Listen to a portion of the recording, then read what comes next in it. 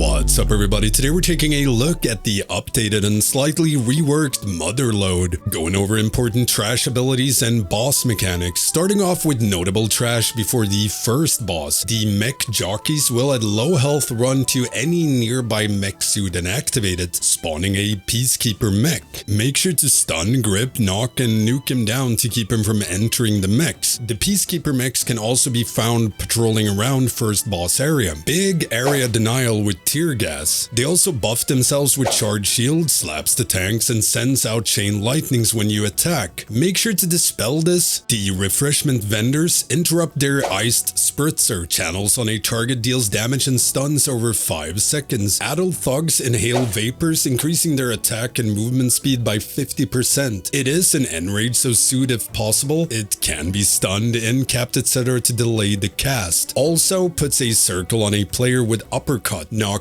anyone hit bar back, so make sure you're not knocked into new trash packs. You want to make sure to interrupt hired assassins' toxic blades, causes their attacks to poison, which they combine with fan of knives, causing them to stack poison on everyone. Now throughout the first boss area there's tons and tons of these mobs in different variations. You can fill up most of your trash count here if you plan to do some creative skips later. For the first boss, the coin operated crowd pummeler, don't use DPS cooldowns on pull, wait for foot bomb launch. During this, 6 bombs spawn that detonates after 15 seconds. You want to kick these into boss, increasing his damage taken by 25% per stack. Pro tip, kick 5 balls fast and the last one just before it detonates to extend the damage taken buff. And throughout the fight, hooligans throw coins near the boss. When boss reaches 100 energy, he casts coin magnets, sucking up all the coins within 15 yards. And each coin pile increases his damage done by 15%. So tanks, make sure to move boss away from them when boss is close to 100 energy. You can tank boss close to the wall or in a little nook to get better foot bomb spawns. Just be careful if you stack coin piles in a spot so you don't omega buff the boss. And static pulse deals group wide damage and knocks you back. Boss will also face a random player and cast shocking claw, huge frontal cone. Onwards to notable trash before the second boss, the Venture-Co Earthshaper. Interrupt their rock lances, it adds up if they go through. And the Azurite Extractors chunk tanks with puncture, applying a bleed, and they also cast rapid extraction, channeling big group-wide damage and spawns tons of swirls. And the Wonton Zappers drop several bombs on death, so watch your feet.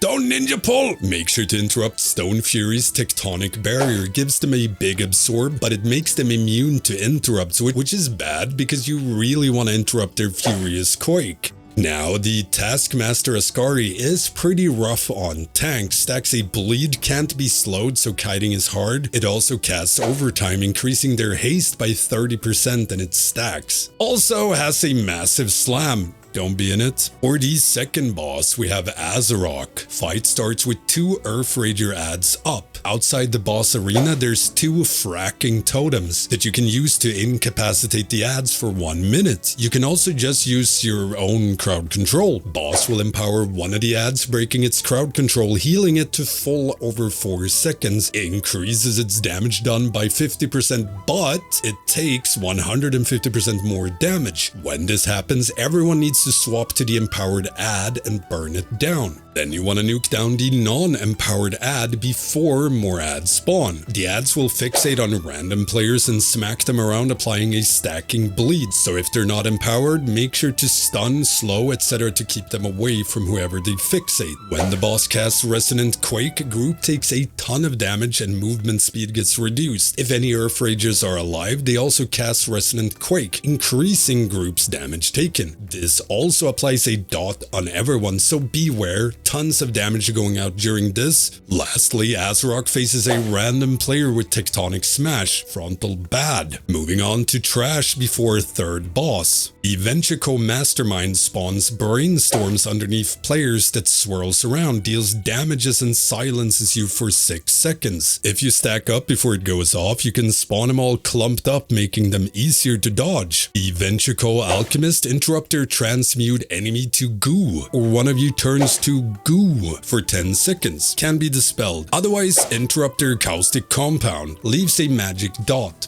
can also be dispelled. Now the weapon tester's Echo Blade marks a player and hits anyone within 10 yards of them, so move away. For the third boss, at the start and throughout the fight, gushing catalyst fills part of the room with toxic stuff. Targets a player with azurite catalyst, giving them a yellow mark above their head. During this, you drop tons of toxic stuff at your location, and you want to put this close to existing stuff and away from the group. Boss will then target a player with propellant blast, pushing players and toxic stuff away. So you use this to clear the area from as much stuff on the ground as possible, and then rinse repeat. Biggest danger here is just running out of space. And the last stretch before the final boss is a gauntlet-ish with patrolling mechs and proximity crawler mines. If you get too close to a mine, they pop up and fixate on a player and detonates if they reach their target. They can be crowd controlled and nuked down. Now the Venture-Co war machines also spawn crawler mines when you fight them. Stun, kite, nuke. The ordnance specialists cover the ground with artillery barrage swirls. Watch where you dodge, it's very easy to trigger more crawler mines here. And then it's time for the last boss. If you're targeted by a homing missile, run away from the group a bit before it hits you, unless your healer has balls of steel. When boss casts Gatling gun, he spins around firing off cones. Always starts facing tank, but can rotate either direction. Throughout the fight, 2 bombas flies to somewhere in the room and shortly after fires off micro missile circles all over the place. Keep an eye on where they fly and move boss and group to whichever side they aren't on. Or you can use this grate. This works as a safe zone, although it might get fixed, but it worked all throughout Battle for Azeroth, you know. But regardless of where the bombas are, there will always be some space that's safe on this grate. However, it can still overlap with Gatling gun, forcing you to be creative when you dodge, but overall the grate is great, mate. When phase 2 starts, 3 red rockets smash down somewhere in the room. Don't get hit. During this, you can't DPS boss, but he will mark a player and shortly after smash down on their location. You want to hit the rocket with the drill smash. When this phase starts, move closer to rockets you have time to smash them. Also spawns Venture-Co Sky Scorchers for DPS to entertain themselves with while waiting for the drill. Their Azurite Heartseeker fixates on a player but will hit the first player in its path, so can be intercepted